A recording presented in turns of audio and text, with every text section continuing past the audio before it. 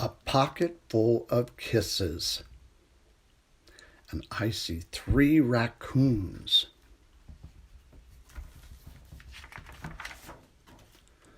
A pocket full of kisses.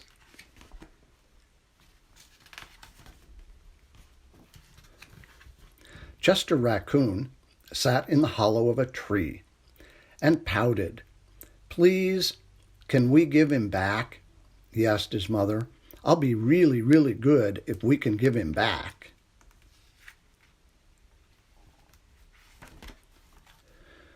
Mrs. Raccoon smiled tenderly. "You're already really, really good, Chester, but I'm afraid no matter how good you are, we can't give him back. Besides, I thought you liked having a little brother." "I did like it at first," admitted Chester, "but now he plays with my toys and swings on my swing and reads my books. Then he pulls my tail and talks to my friends and follows me everywhere I go."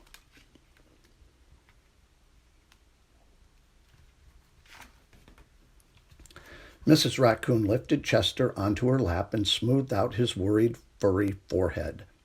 "That's what little brothers do," she explained in a very motherly tone. "It's no different than sharing the woods or sharing the stream or sharing the food we find. Ronnie wants to be just like you."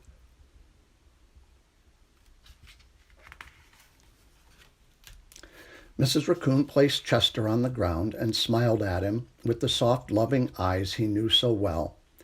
"I think someone needs a kissing hand," she said in a voice that was warm and inviting.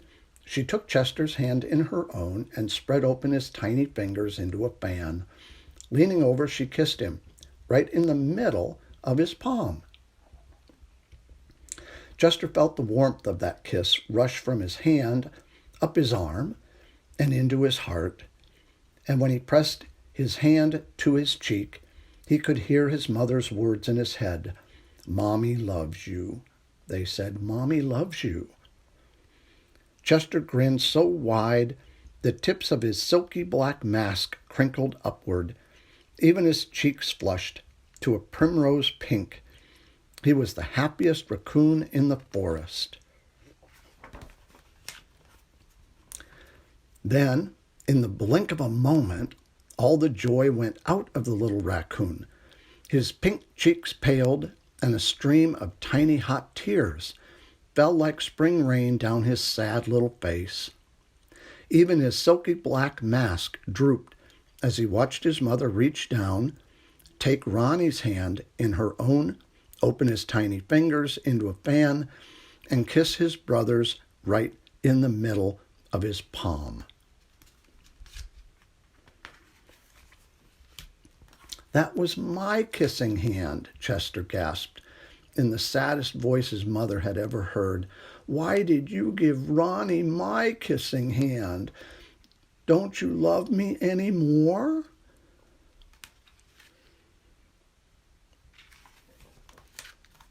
"Oh, Chester," cried Mrs. Raccoon, "of course I love you."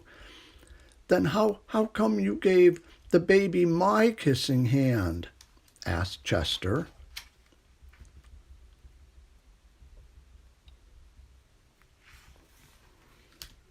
Mrs. Raccoon gathered Chester up in her arms and gave him a great big comforting hug.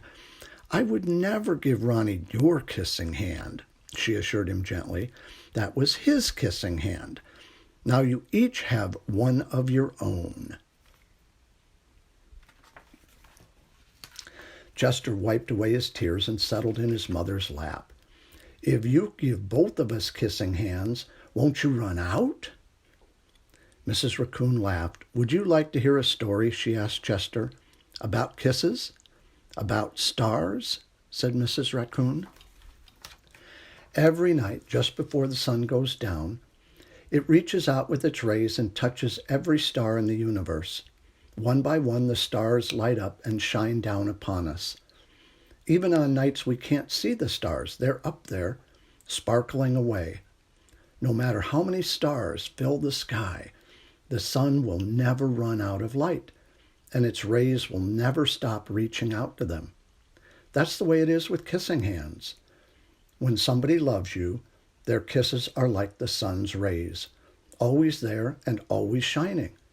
No matter how many kissing hands I give you and Ronnie, I will never, ever run out. But you were right about one thing, Mrs. Raccoon told Chester. Ronnie's big brother widened his eyes and looked surprised. "What's that?" he asked his mother. "You are the big brother, and that deserves something extra special." Mrs. Raccoon put Ronnie on a swing, then took Chester's right hand in hers and spread open his tiny fingers into a fan. Leaning over, she kissed him right in the middle of his palm. "That kiss is for your pocket," she told him. "Take good care of it and keep it as a spare. You never know when a big brother might need a little extra care." Chester hugged his mother and romped away. "I love you too," he seemed to say.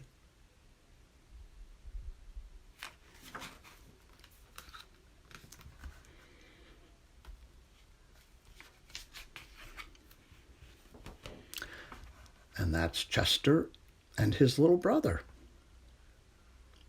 all happy, each with kissing hands.